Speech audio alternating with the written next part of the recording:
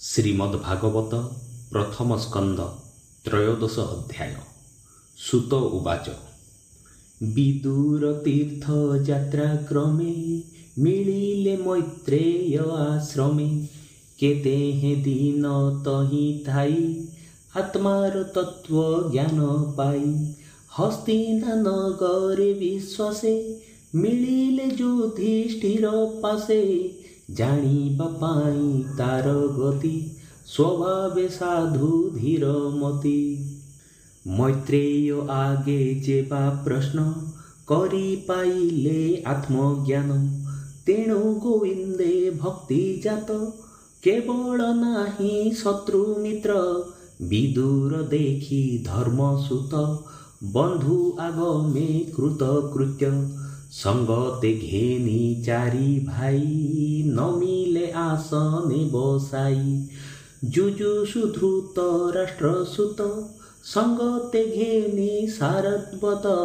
ଗାନ୍ଧାରୀ ଦ୍ରୌପଦୀ ସହିତେ ସୁଭଦ୍ରା ଉତ୍ତରା ସಮೇତେ। ଆଗେ ଗମନ୍ତି ଦେବୀ କୁନ୍ତି ଅନ୍ୟେ ସୁହୃଦ ବନ୍ଧୁ ଜ୍ଞାତି। ପଣ୍ଡୁର ଯେତେ ବନ୍ଧୁ ଜନେ ମିଳିଲେ ହରଷ ବଦନେ।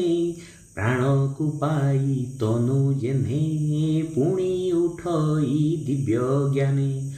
ସକଳେ ମିଶି ତାର ପାଶେ ବନ୍ଦିଲେ ଯେ ଯାହା ବିଶ୍ୱାସେ। ଅନାଇ ବିଦୁର ବଦନ ଆନନ୍ଦେ ଅଶ୍ରୁ ଜଳ ପୂର୍ଣ୍ଣ। ସକଳ ପୂଜା ବିଧି କରି ରାଜନ କରେ କର ଧରି। ବିଦୁରେ ବସାଇ ଆସନେ ପାଶେ ଭୁଞ୍ଜଇ ସୁଖ ମନେ। ତାର ବଦନ ରାଜା ଚାହିଁ ଆନନ୍ଦେ ଘେନି ଚାରି ଭାଇ। ଉଚ୍ଚେ ପଚାରି ପ୍ରୀତି ବାଣୀ ଯେମନ୍ତେ ସର୍ବ ଲୋକେ ଶୁଣି। ଯୁଧିଷ୍ଠିର ଉବାଚ। ହେ तात କହୁଁ ତ ଅଗ୍ରତେ ଆମ୍ଭ କୁଶଳ ତୋର ଚିତ୍ତେ। ସ୍ମରଣ କରୁ ତୀର୍ଥ ଭ୍ରମେ ବନ ଗହନ ବହୁ ଶ୍ରମେ। ତୁମ୍ଭର ଛାୟା ଆଶ୍ରେ କରି ସକଳ କଷ୍ଟ ହିଁ ପାଶୋରି। ବିପଦ ଦଶା ଯେତେ ହୋଇ ବନେ ବଞ୍ଚିଲୁ ପାଞ୍ଚ ଭାଇ।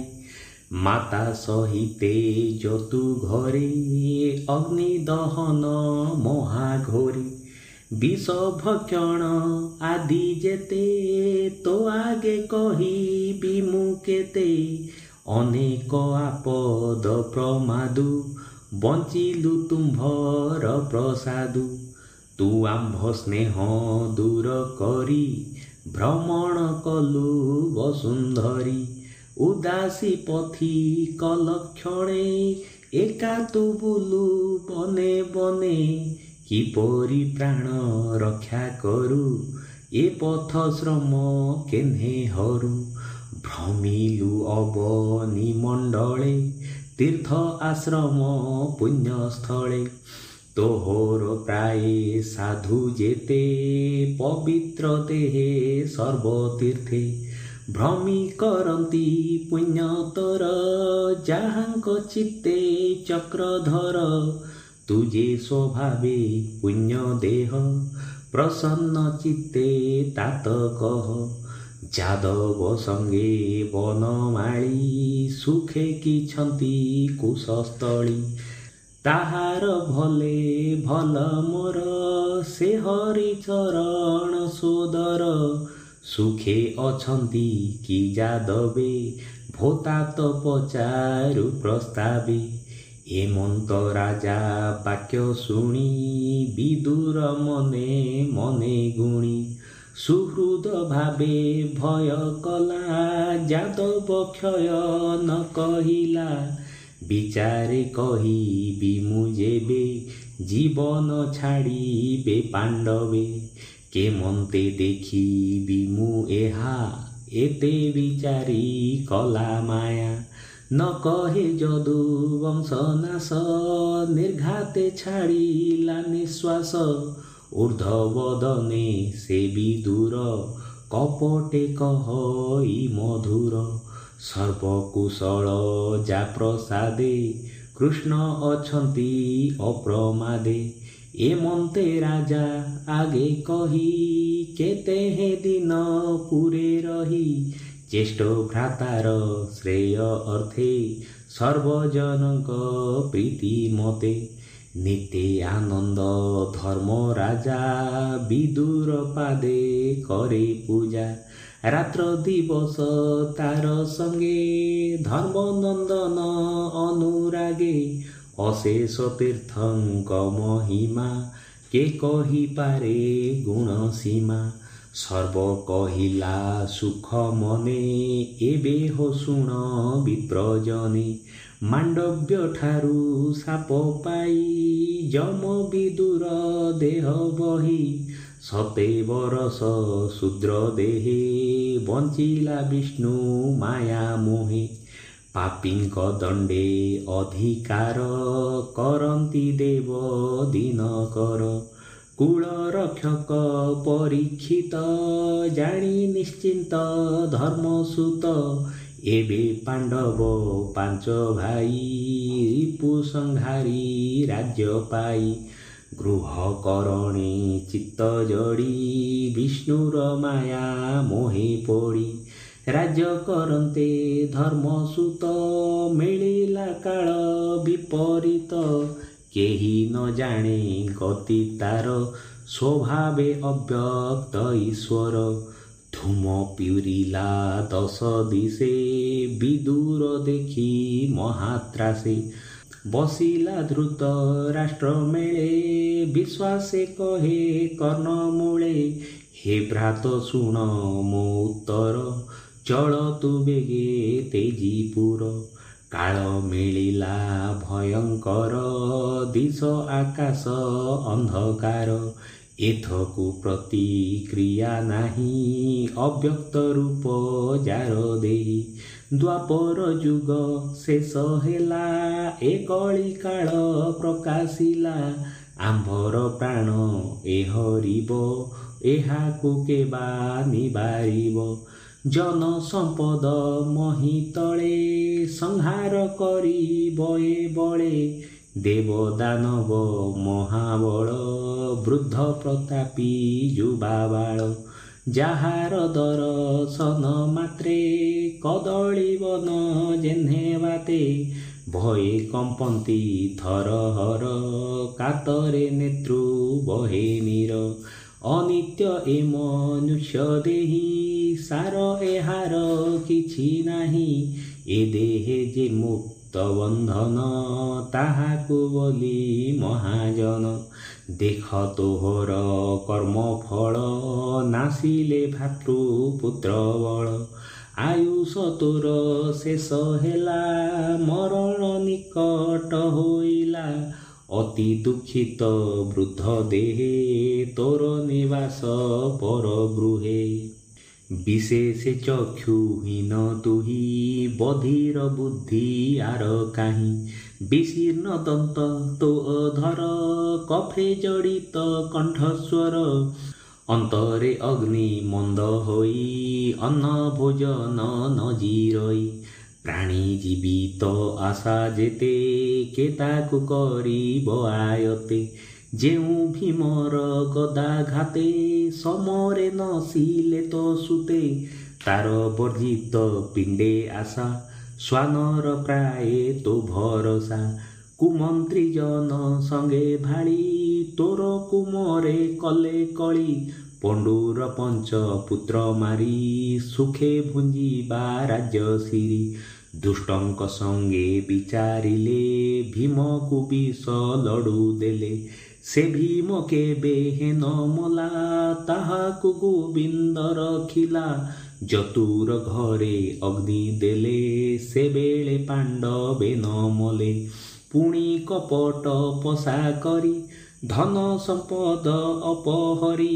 ଦ୍ରୌପଦୀ କେଶ ଧରି ବଳେ ବିବସ୍ତ୍ର କଲେ ସଭା ତଳେ। ଏ ଆଦି ଯେତେ କର୍ମ କଲେ ତୁ ତାହା ଶୁଣି ଅଛୁ ଭଲେ। ସେ କିମ୍ପା ତାଙ୍କ ଚିତୁ ଜୀବ ମନୁଷ୍ୟ ଜନ୍ମର ସ୍ୱଭାବ।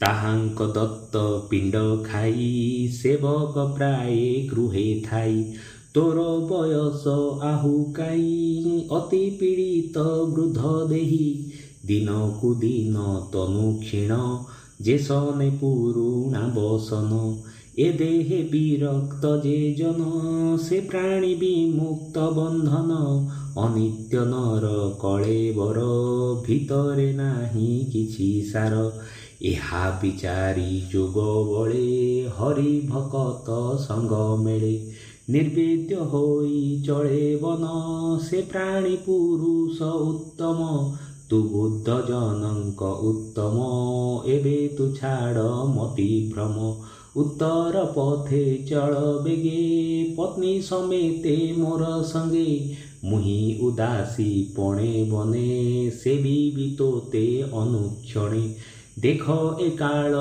ଭୟଙ୍କର ଶ୍ରୀ ହରିବ ପ୍ରାଣୀଙ୍କର ଏମନ୍ତେ ବିଦୁରର ବାଣୀ ସେ ଅନ୍ଧଧୃତ ରାଷ୍ଟ୍ର ଶୁଣି ତକ୍ଷଣେ ମୋହ ଜଳ ଛାଡ଼ି ବନ ଗମନେ ଚିତ୍ତ ବଢ଼ି ବିଷ୍ଣୁର ମାୟା କରି ଦୂର ନବରୁ ହୋଇଲା ବାହାର ପତିର ବନବାସ କଥା ଶୁଣି ସାନନ୍ଦେ ପ୍ରତିବ୍ରତା ବିଦୁର କନ୍ଧେ ଦେଇ କର ନଗରୁ ହୋଇଲେ ବାହାର ମନ ଆନନ୍ଦେ ବେନି ଜନେ ପଶିଲେ ହିମାଳୟ ବନେ କ୍ଷତ୍ରିୟ ଯେହ୍ନେ ମହାଯୁଦ୍ଧେ ପଶଇ ମନର ସାନନ୍ଦେ ଏବେ ଶୁଣ ମୁନିବରେ ଧର୍ମନନ୍ଦନ ନିଜ ଘରେ ସନ୍ଧ୍ୟାଦି ନିତ୍ୟ କର୍ମ ସାରି ଅଗ୍ନି ପୂଜନ ଦାନ କରି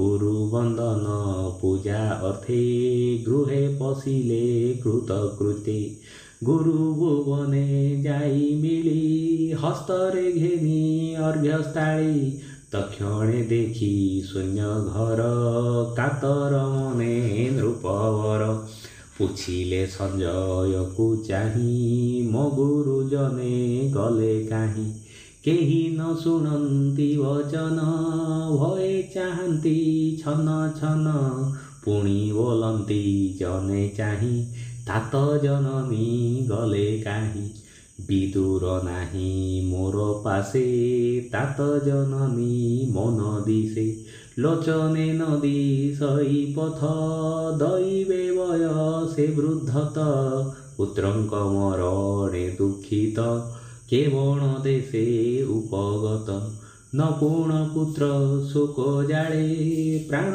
छाड़िले गंगा जळे बंधु सुहृद पुत्र नासे मोर जननी तात त्रासे सुख सागरे निमज्जिले मोर दुष्कृत कर्म फळे। सुत उवाच धर्मनंदन वाक्य शुणी सारथी न कहिला वाणी न देखी धृत राष्ट्र पासे अति पीड़ित स्नेह बसे विरह दुख रे विकल नयन वहे अश्रुजल पुणी से मने धैर्य धरी हस्ते पोछिला नेहु बारी द्रुत राष्ट्र जे विजोग कहि युधिष्ठिर आग। संजय उवाच शुण हे नृप चूड़ामणि तोहर पियर जननी रजनी काले गले कहीं सर्वथा न जानई मुहि मोर जीवन दुख भरे मजिला ब्रुजी न सागरे एमंत कहूँ मन खेद गगने शुभे वीणानाद शुणी चाहिले अंतरिक्षे नारद दिशिले प्रत्यक्षे तुम्भरु अछि तांक संगे वीणा विनोद वाद्य रंगे नादे गोविंद गुण गाई पुलक रुम पंक्ति वही आनंदे अश्रु जल पुरे मिलिले राजार छामुरे देखी संभ्रमे नृपमणि अनुज संगे पादे नमी मुनिंकी आसने बसाई बेनी चरण करे धोई ଚରଣ ପୂଜି ବିଧି ମତେ କହନ୍ତି ନାରଦ ଅଗ୍ରତେ।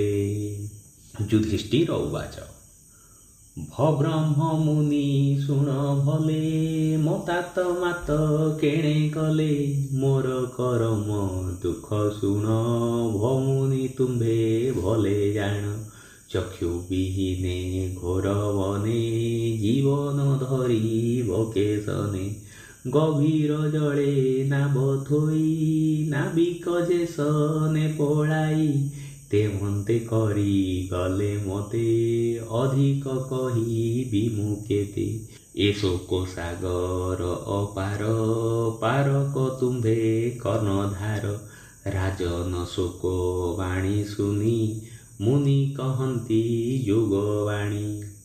ନାରଦ ଉବାଚ ଭନୃପ ଶୋକ ତୁ ନ କର ଈଶ୍ୱର ମାୟା ଏ ସଂସାର ପ୍ରାଣୀ ଭିଆଇ ମାୟା ଯୋগে ଖେଳଇ ସଂଯୋଗ ବିଯୋগে ଗୋରୁ ନାସିକା ଚିହ୍ନେ ବିନ୍ଧି ଆକର୍ଷି ଚର୍ମ ରଜ୍ଜୁ ବାନ୍ଧି ସେ ପ୍ରାଣୀ ଯେହ୍ନେ ଭାରା ବହେ ଅନ୍ତରେ ଦୁଃଖ ଖେଦ ସହେ କ୍ରୀଡ଼ା କନ୍ଦୁକ କ୍ରୀଡ଼ା ରଙ୍ଗେ ଭ୍ରମଇ ସଂଯୋগে ବିଯୋগে ଯେ ଦାମ ପଡ଼ଇ ଯେ ମନ୍ତେ କନ୍ଦୁକ ଚଳେ ସେହି ମତେ ସଂସାର ଈଶ୍ୱରର ଇଚ୍ଛା ହେ ଭବ ପଥ ଗୁରୁ ଦୀକ୍ଷା ତୁ ରାଜା ତୋତେ ହେ ନ ଜାଣୁ ସଂସାର ସତ୍ୟ ପ୍ରାୟ ମଣୁ ସତ୍ୟ କି ମିଥ୍ୟା ବେନି ପଥେ ଶୋକ ନ କରି ପାରୁ ଚିତେ ଯଦି ତୁ ଜୀବ ସତ୍ୟ ମଣୁ ଦେହ ଅନିତ୍ୟ ପରିମାଣୁ ଅଥବା ବ୍ରହ୍ମ ଭାବ ବହୁ ସ୍ନେହ ଛାଡ଼ିଲେ ଶୋକ କାହୁଁ ଏଣୁ ଅଜ୍ଞାନ ଜଡ଼ମତି ବ୍ୟାକୁଳ ଛାଡ଼ ହେ ଦ୍ରୌପଦୀ ତୁ ଯେ ବିଚାରୁ ସ୍ନେହ ଭାବେ ମୋ ବିନେ କେ ମନ୍ତେ ବଞ୍ଚିବେ ଏ ଦେହ ପଞ୍ଚ ଭୂତେ ଜଡ଼ି ଅବିଦ୍ୟା କାଳ କର୍ମେ ପଡ଼ି ଆପଣା ଦୁଃଖେ ନିତ୍ୟ ଦୁଃଖୀ ଏକାହି ପର ପ୍ରାଣ ରଖି ଉରଗ ଗିଳିଛି ଯାହାକୁ ସେ କାହିଁ ରଖିବ ଆନକୁ ଦେଖ ପ୍ରତ୍ୟକ୍ଷେ ନୃପବର ବିଷ୍ଣୁର ମାୟା ଖେଳ ଘର ସ୍ୱଭାବେ ନାହିଁ ଯାର ହସ୍ତ ଥିଲାର ସେ ଆୟତ ଦ୍ୱିପଦ ଚତୁଷ୍ପଦ ଯେତେ ନିଦେ ତାହାଙ୍କ ଆୟତେ ବଡ଼ଙ୍କ ଭକ୍ଷ ହନ୍ତି ସାନେ ସେ ନାଶ ଯାନ୍ତି ଅନେ ଅନେ ଏ ଜୀବ ଜୀବଙ୍କ ଆହାର କେବଳ ନିର୍ବଳ ବିଚାର ସେ ହରି ନିତ୍ୟ ବିଶ୍ୱରୂପେ ନର ଶରୀରେ ମୋହ କଳ୍ପେ একই আত্মা নর হরি ভাবে অশেষে দেহ পুরী অন্তর বাহারে প্রকাশ সে ভজ্ঞ ভক্তা হৃষিকেশ এ মায়া তুরন্ত তাহার কে করি পারিব গোচর ভারা নিবারে তনু ধরি দুর্জন সমূহ সংহারি নিজ জনଙ୍କୁ ରକ୍ଷା କରେ ଏମନ୍ତେ ସଂସାରେ ବିହରେ ଦେବଙ୍କ କାର୍ଯ୍ୟ କରି ତୋଷେ ଏବେ ବର୍ତ୍ତଇ ଅବଶେଷେ ଯାବତ ଥିବ ଚକ୍ରଧର ତାବତ ତୁମ୍ଭ ଅଧିକାର ଏବେ ଶୁଣ ମହାରଥା ତଥା ତଜନନୀ ବ୍ୟବସ୍ଥା ବିଦୁର ଦ୍ରୁତ ରାଷ୍ଟ୍ର ଘେନି ସଙ୍ଗତେ ପତି ବ୍ରତା ଘେନି ସେ ହିମବନ୍ତର ଦକ୍ଷିଣେ ଋଷି ଆଶ୍ରମେ ଘୋର ବନେ ସେ ସପ୍ତ ସ୍ରୋତ ସୁର ନଦୀ ଭରତ ଖଣ୍ଡେ ଯେ ପ୍ରସିଦ୍ଧି ସେ ଜଳେ ନିତେ କରି ସ୍ନାନ ଅନଳେ କରି ହୋମଦାନ କେବଳ ଜଳ ଗ୍ରାସ ଭକି ଶରୀରେ ଜୀବ ଆତ୍ମା ରଖି ବିଗତ ରାଗ ଇନ୍ଦ୍ରିଗଣେ ପ୍ରଣବେ ନିଶ୍ୱାସ ଧାରଣେ ଦୃଢ଼ ଆସନେ ବସି ଧୀରେ ଷଡ଼ ଇନ୍ଦ୍ରିୟ ପରିହରେ ସର୍ବ ବିଷୟ ରସ ତେଜି ହରିଚରଣ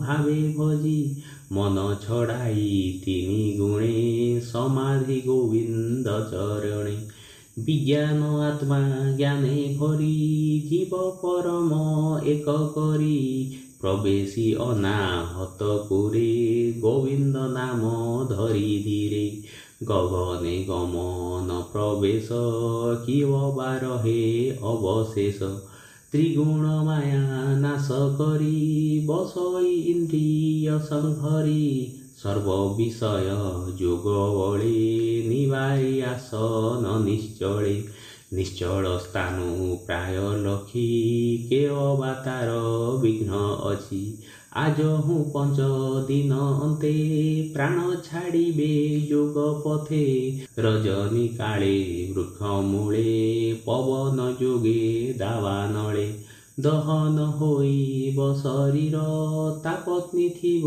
जे बाहार दक्षिणे स्वामी धरी कले दहन होइब अनले ता देखि विदुर शरीर हरस शोक रे कातर हृदय सुमरी नर हरि बेगे सेवनु अपसरी तीर्थ सेवने आगमन कहिब शुण हे राजन एमंत राजा आगे कही तुम्बर तुले वीणा बाई आकाश मार्गे गले मुनि धर्मनंदन ताहा शुणी तत्ववचन हृदय धरी सर्व संशय दूर करी राज्य पालने दृढ़ चित्त कहई दास जगन्नाथ इति श्रीमद्भागवते महापुराणे परमहंस्यां संहितायां प्रथमस्कन्धे नैमिषोपाख्याने नाम 13 अध्यायः।